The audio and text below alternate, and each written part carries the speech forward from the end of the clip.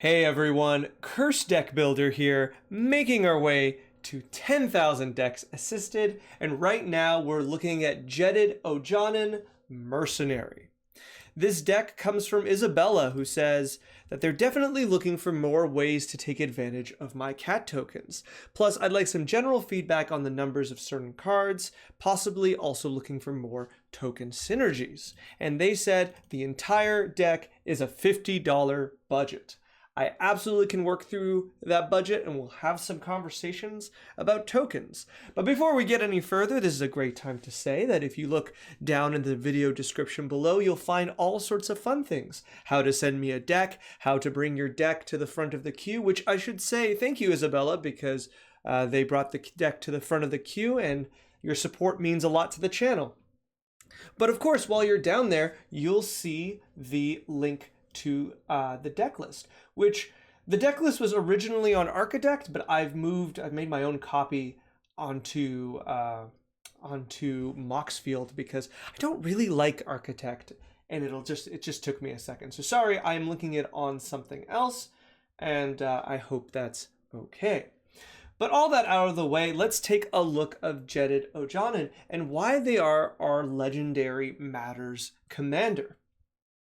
So Jedit is in 3 mana, 3/3 in Azorius colors, that's white-blue, but technically has green in them as well because of their ability that says, whenever this creature or another legendary creature enters the battlefield under your control, you may pay 1 green. If you do, create a 2/2 green cat warrior creature token with Forest Walk.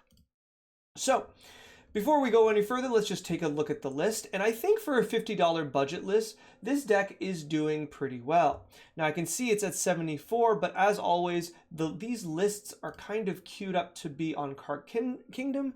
But if you go through TCG Player, it's generally cheaper. I think it was just 47 or something below that. So I'm gonna have some suggestions that might bring up or lower the price on a few cards. I'm gonna do my best to stay within the limit by only suggesting cards that are as cheap as humanly possible, but we'll see what we can do. So one of the things I want to note, I like the curve, and the deck itself is pretty straightforward. You've got 30-ish legendary creatures, you've got some interaction, I would say a little maybe too much interaction in instant speed, a few sorceries, and then of course, let me just minimize this, and then of course we have a few enchantments to support that. Then we have our lands and a few sideboard cards that I don't think we need to worry about too much. So before we get any further, I think the first thing we need to talk about is what is the purpose of Jedit? What does he do and how do we best use him? So I think this is a good time to talk about tokens, and I think it's a bit the wrong direction to over-focus tokens with Jedit, right? To look at Jedit and say he's a token commander, I think is a bit of a misnomer. I think he's a legendary commander primarily.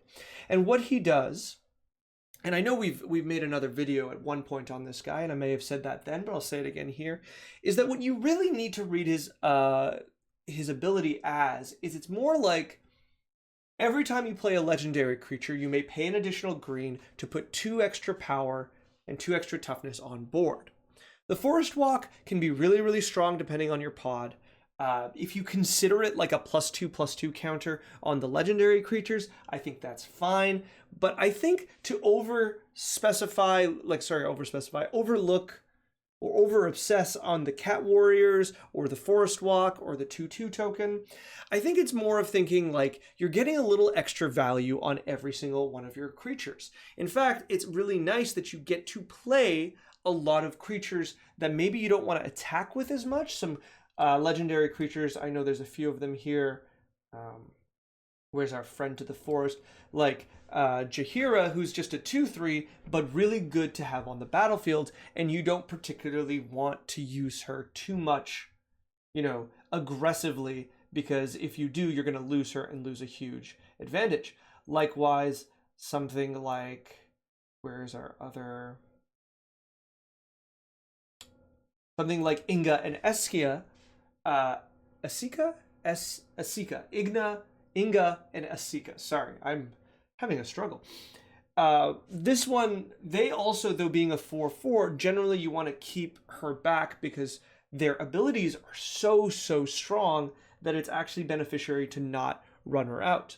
But at the meantime, that 2/2 not only will work, these two creatures I picked very specifically because both of them will empower the token with an extra ability, but also just let that token attack and keep this creature out, which I do really like. So I think to over focus on it is a little too much. I think you already have a lot of really good cards that work within this kind of synergy. So speaking of things that I think may need some adjustment, there's a few here that I think we could do a little better. Halsin is interesting. Halsin is one that catches my eye because I think thematically and in a form of deck building, I do really like the idea. The idea being that our deck is focused on having additional mana all the time for every creature we cast. And if we follow that math, we can, instead of using that additional mana to create a 2/2, we can use that additional mana to turn our creatures into bears, 4/4s, and then deal more damage. And though I like this, I think it kind of falls too close into the same lines and the same pitfalls. So the deck by itself will lose to certain strategies, and this will also lose to those same strategies. So it kind of strikes me as though a really good idea, and I do like it here, it just it doesn't solve the problem. One of the deck's harder things to deal with is like ghostly prison effects or hard like board control. I know board wipes at a certain point, we tend to think of them as being more expensive, but I'm sure something like, I don't know, what's a board wipe that's been printed to death? Can't be Day of Judgment, because I feel like they've stopped printing that.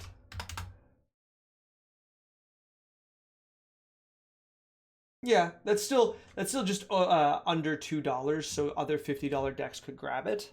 But what is, there's that 5 mana one. Well, let's just do that. Destroy all creatures and go in white. And let's say 5 mana. I just want to give it, I just want to see how many we have access to. Set by price. Go down here. So Planar Outburst you can get apparently for sets. That's 5 mana, destroy all non-land creatures. And I'm sure, I can't believe Rout is so cheap too. Wow.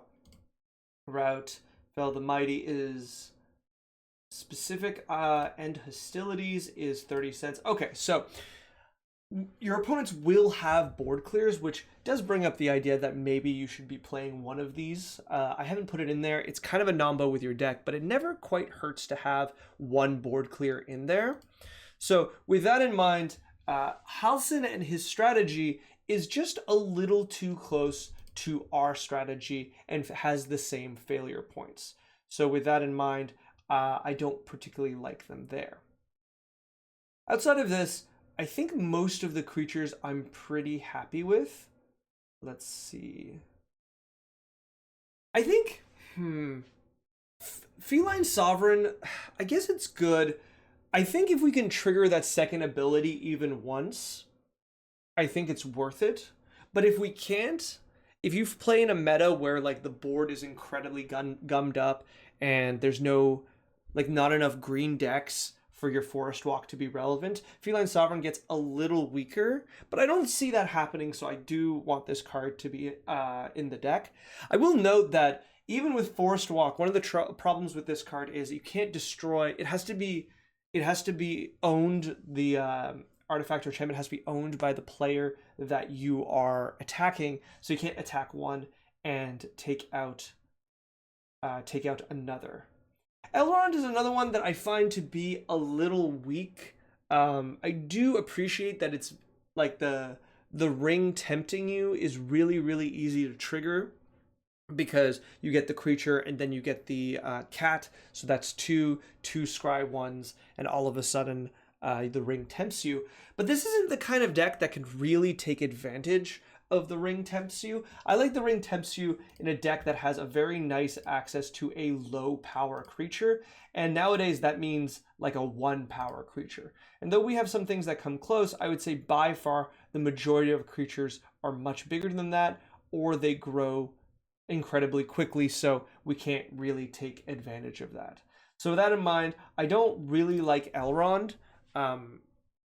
I think it's neat to be able to scry in this deck, but I'm sure there's better ways to get that ability. The rest I do particularly like. I think Melira is a little close.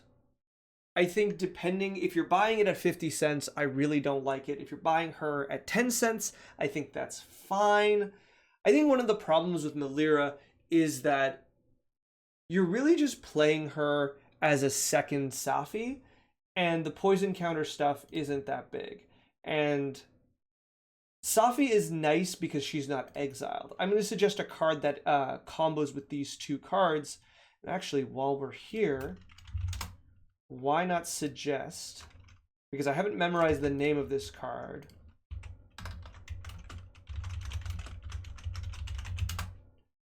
our new Helping Hand card. To re-add, like a card like this that I think is rather good, unfortunately cannot grab Melira. So I think despite the fact that she's beefier at a 3/3, I don't love it because she's gone forever, and we definitely have ways to get our creatures back, and so I want to take advantage of that. Yoshimaru Ever Faithful, this is going to be a hard one for me to say, but if we take out Yoshimaru, we're going to be able to fit in a lot of the cards I would like to put into this deck. So don't get me wrong, Yoshimaru is a cool card. I love the flavor, I love the creature, I love the fact that he's basically a 2/2, so same as the other, his other Yoshimaru. I just, here, for this to be, even at $5, feels way too much value. Like, this is not a finisher. Like, one of the cards I want to suggest, a bit of a spoiler here, is Overwhelming Stampede, and Overwhelming Stampede is like $2. So, about, like, let's say half of the cost of this card, and it's like a much better card and a much bigger finisher. So Yoshimaru feels like we're devoting 10% or more of our budget on this dog. And he is a good boy, but he's not the best boy. So I definitely want this card out. Otherwise, I think that's generally it for creatures. I'm going to quickly look through everything else. Let's see. Sky Shout's claim being at $1 or $2 is once again a little too much. I think you'd be happy with Zendikar Battle for Invasion. Sorry, I'm thinking of the set, not the card. Oh, Invasion of. So I think this is much better because I'm pretty sure we can get this considerably cheaper. And the only reason this card makes the forest come in untapped, and it picks 2 forests. So the real reason people tend to want to play this is they can get their Triomes and their Shocklands.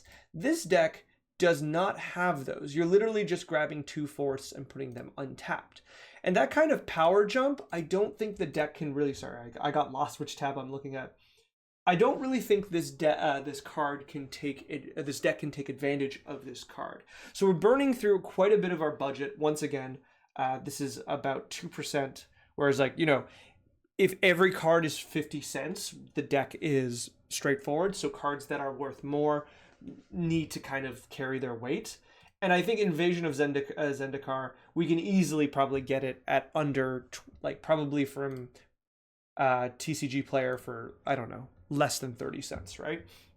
And Invasion of Zendikar does both putting 2 cards tapped, but it also gives you a pretty good beater and mana source later in the game. So I do really like that. There's a few other options. There's one that you can cycle for putting 2+1/+1 counters.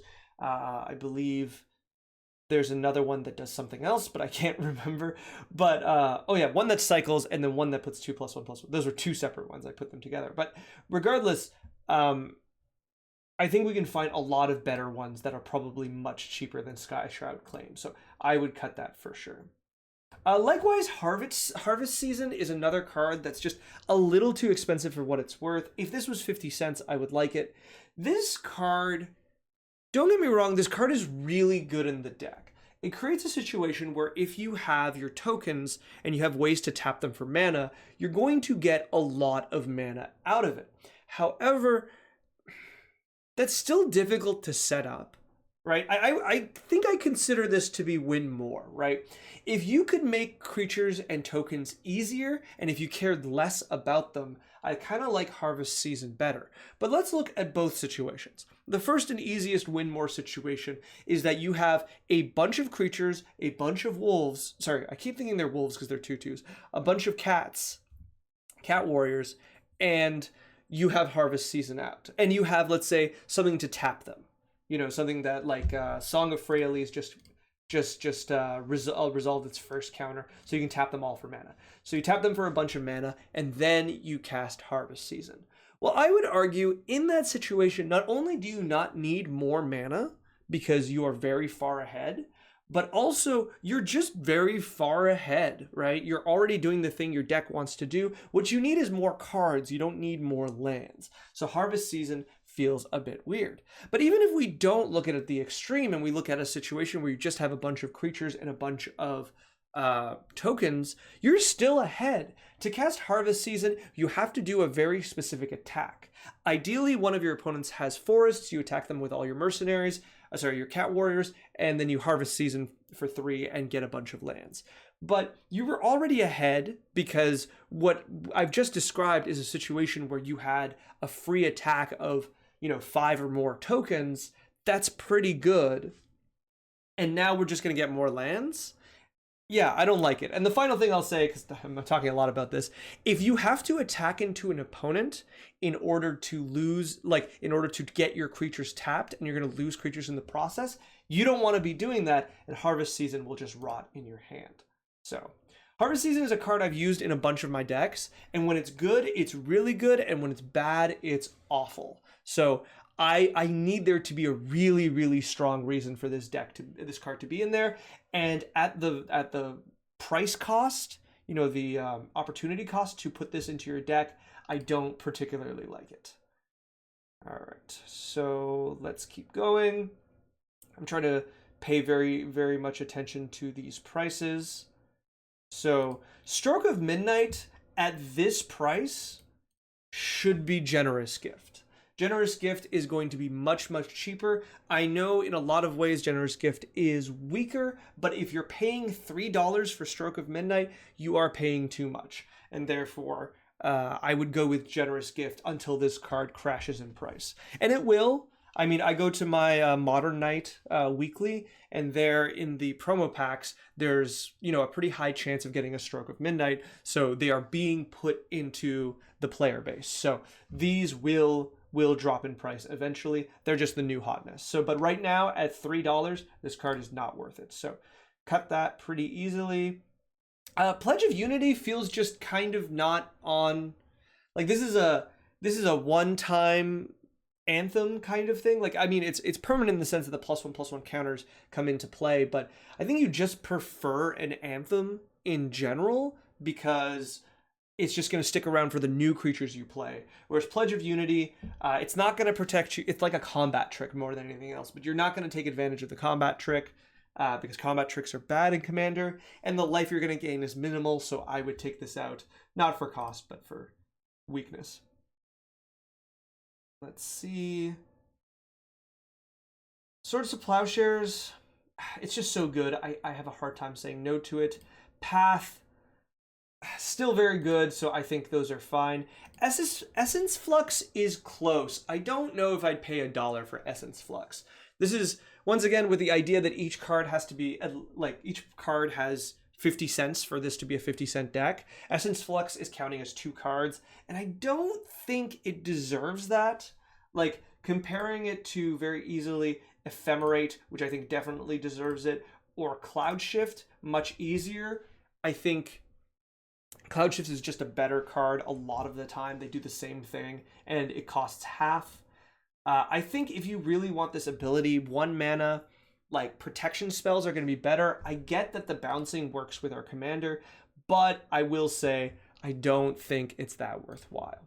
I do like, because you had asked, I think the number of counter magic is perfect. I think the number of interaction is really, really good. I think you could go down on it a bit. Like if you were to cut Essence Flux, cut Ephemerate even, cut Pledge, and I think that would be fine. Yeah, I think that would be fine. If you cut all of those cards, you would be just at a lower number that I do kind of like, but I'll leave that for you to decide. Tangleroot's great. And then quickly in enchantments, I think everything is worth its price. I do just generally like this. So the rest is very good.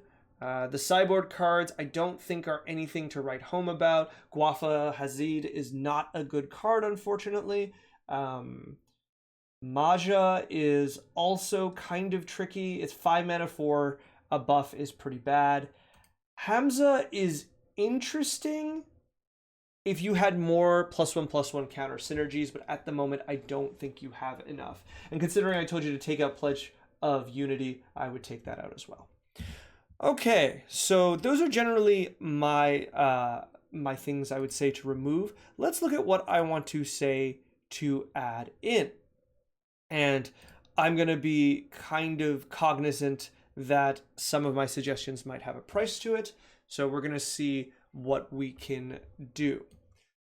Let's start with Thalia, Guardian of Thraben. This is a card I tend to like to suggest to any deck that is in mono white or has white and is particularly creature based. The fact that she's a legendary creature I think is just gravy, but Thalia is going to do a lot of work in your deck. You have very few non-creatures. About a third of your deck is creatures, so I think this is good enough. And this is the kind of card that's going to tax your opponents far more it's going to tax you. As I often say, for people who don't know of the power of Thalia or are a bit unsure, play with Thalia a bit, and then just on the side, keep track of every time your opponents have to pay 1 additional mana. In any form of commander, even $50 budget, I think you'll be impressed by the amount of mana that she pulls out of your opponents. And if you want, you can even subtract the mana that you pay to kind of get an idea of it, but I think to a certain extent, it's always going to be positive unless you're trying to put her in Spellslinger or something. So I think she's a very, very good addition here. You also have a lot of art to choose from. I don't know how you do your $50 budget, like if you make the list and then you screenshot it and then put the cards in that you own or otherwise. But for me, I think you still get to play all of the fun different Thalia arts. I play Mina Harker usually, but you have so many different options. But if you do need the cheapest one, this one from Crimson Vow would be the cheapest. All right, next creature, another legendary creature that's really, really cheap, and it's Lonis Cryptozoologist. And I think Lonis is a really, really good choice in this deck, namely because now she doesn't work with non-tokens. She only works with half your creatures, but she's kind of a backup commander for you. She has the same kind of ability that when you play a creature, legendary or not, as long as it's not a token, you will get a clue.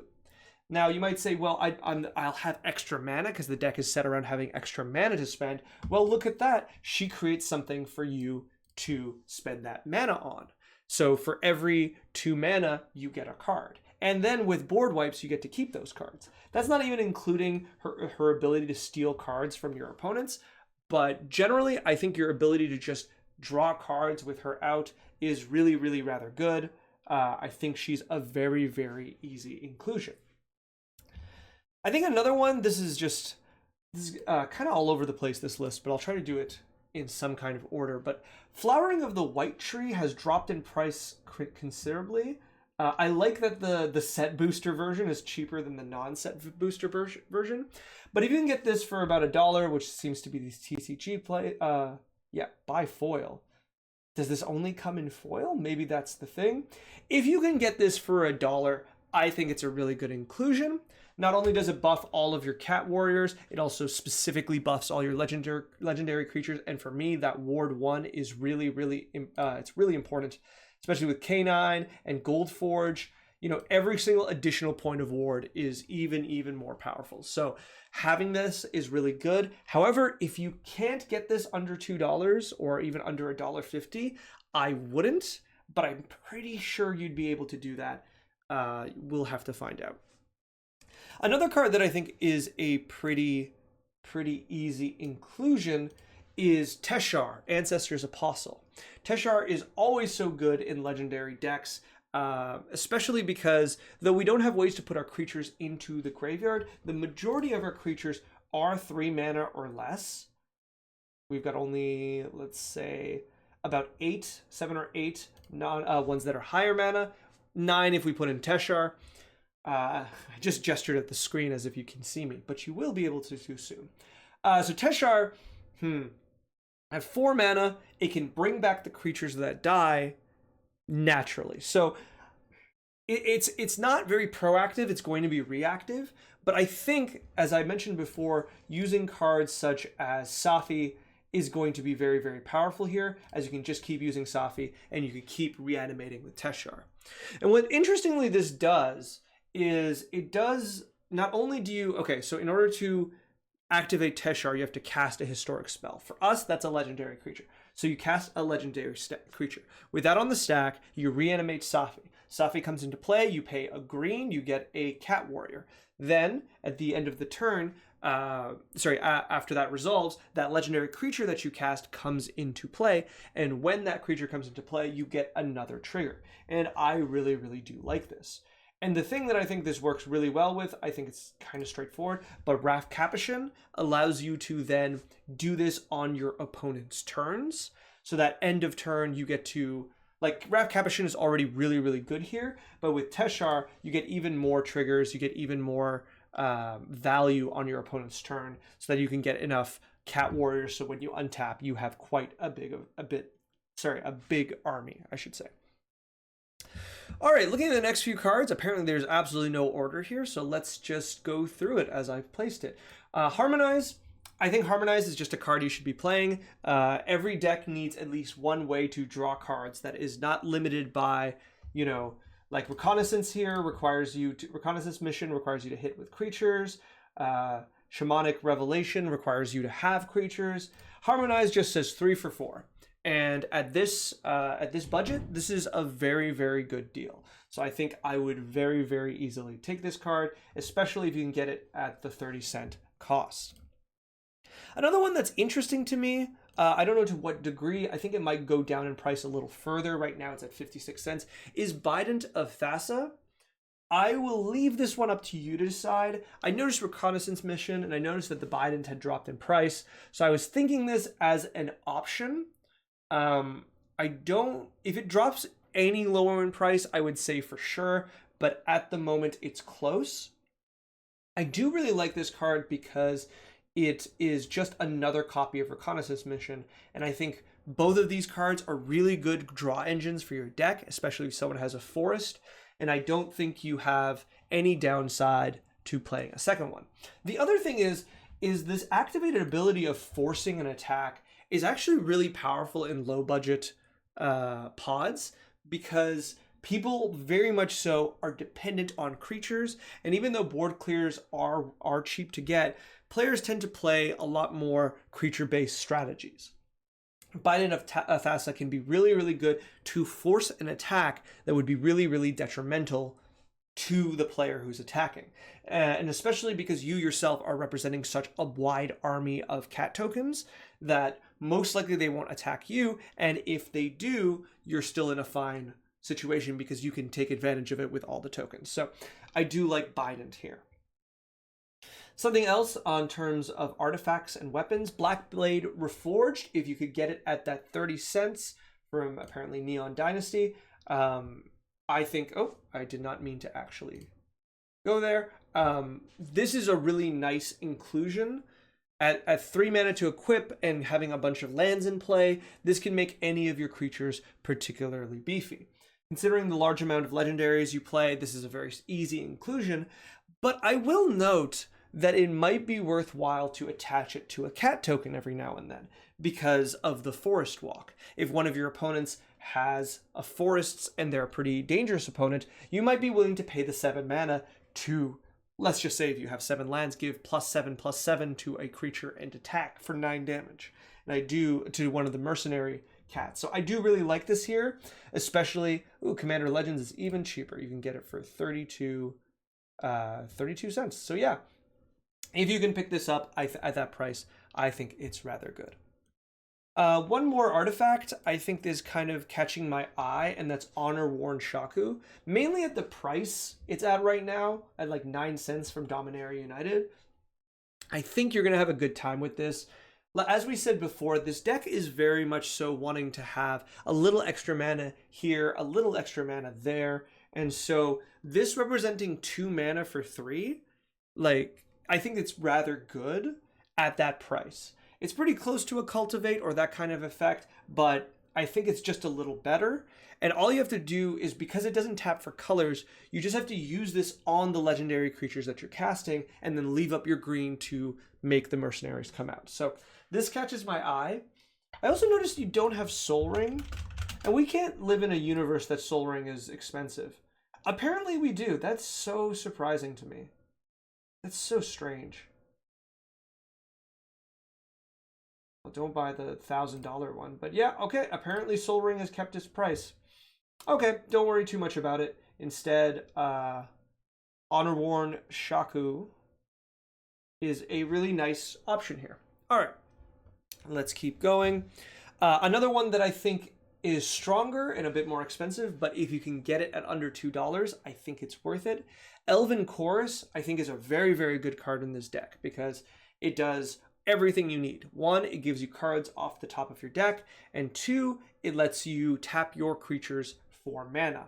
I think you're generally going to be very, very happy with this. It is just another version of your cards like Inga and Eska, and a more permanent Song of Freyalise, or Jaheira, Friend of the Forest. All of these cards, this is just somehow better, and you'll be really, really happy for having this.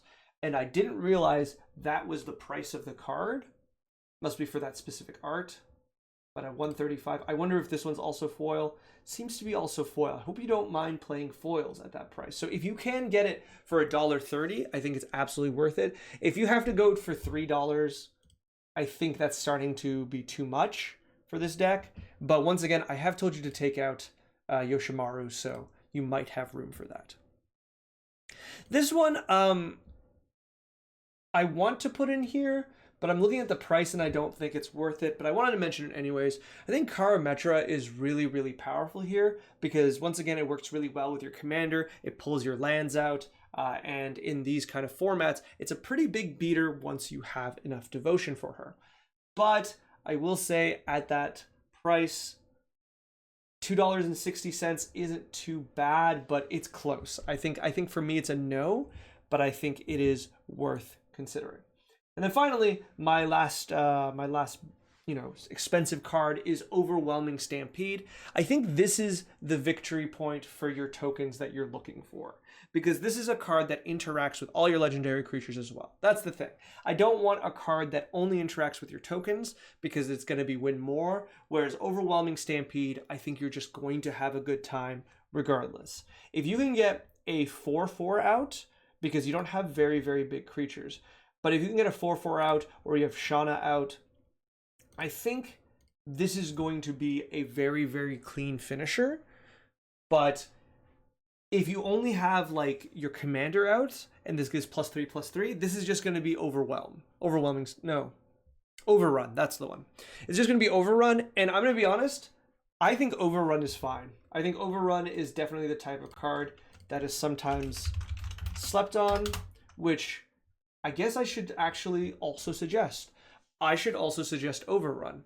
This is definitely a take a player out of the game kind of card, and I think you can definitely play both, but I will argue that Overwhelming Stampede's ceiling is much higher, and you do have ways to get there. Finally, while we're here, I think it is worth noting that whatever money you end up left with, you should probably put in some more 2-color lands. The Dominaria United 2 land types comes in tapped cards are rather cheap. But at the same time, I'm sure all of the gain lands, the ones that come in tapped and gain you 1 life, are also cheap themselves. So whatever you can grab, I recommend grabbing them. I think the cheapest ones that are the most worthwhile are the pain lands, where you pay only if you're tapping for a color, but I can only see them about 50 cents, and I think that's a lot more to ask at that last. Let's say you have $1 left at the end, you could get either 2 of these barely, or you could probably get 3 or 4, maybe 3 or 4 of these pretty easily, which I think is going to be a lot more worth it. And that's not even looking at the gain lands, which I just want to check how much they tap for. So March of the Machine, I think, was the last time they were printed. And we're going to go down